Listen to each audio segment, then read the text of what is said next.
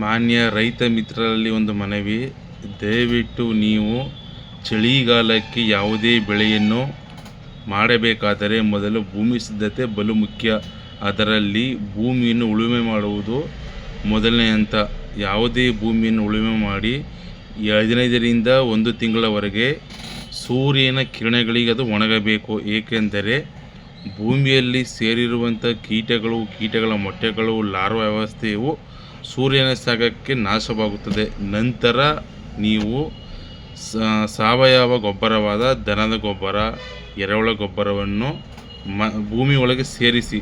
ಯಾವುದೇ ಗೊಬ್ಬರವನ್ನು ನೀವು ಭೂಮಿಗೆ ಹಾಕಿದ ತಕ್ಷಣ 100ಕ್ಕೆ 30% ಮಾತ್ರ ಭೂಮಿಗೆ ಹಿಡಿಯುತ್ತದೆ. ನಂತರ ಕಾಲಾದಿನಗಳಲ್ಲಿ ನಿಧಾನವಾಗಿ ಭೂಮಿಗೆ 100% ಗೊಬ್ಬರವು ಹೊಂದಿಕೊಳ್ಳುತ್ತದೆ.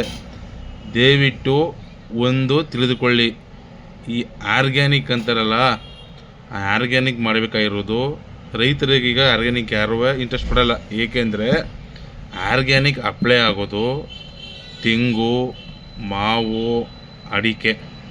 ಏಕೆಂದರೆ ಯಾವುದೇ ಬೆಳೆಗಳಿಗೆ ಕೀಟವು ತಕ್ಷಣ ಹಾನಿ ಮಾಡಿದರೆ ಆರ್ಗ್ಯಾನಿಕ್ ಉಪಯೋಗಿಸಿದ ತಕ್ಷಣ ಅದು ಅವಾಯ್ಡ್ ಆಗಲ್ಲ. ಅವಾಗ ಏನು ಮಾಡ್ತಾರೆ ರೈತರು ಅಂದರೆ ಕೆಮಿಕಲ್ ಮೊರೆ ಹೋಗುತ್ತಾರೆ. ರೈತರಿಗೆ ಆದಾಯದ ಜೊತೆಗೆ ಅವರ ಆರ್ಥಿಕತೆಯು ಬಲು ಮುಖ್ಯ.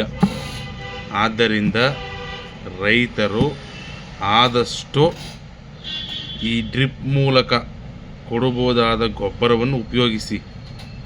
ಸಿಂಪಡಣೆಯನ್ನು ಸಾಧಾರಣವಾಗಿ ಮಾಡಿಕೊಳ್ಳಿ.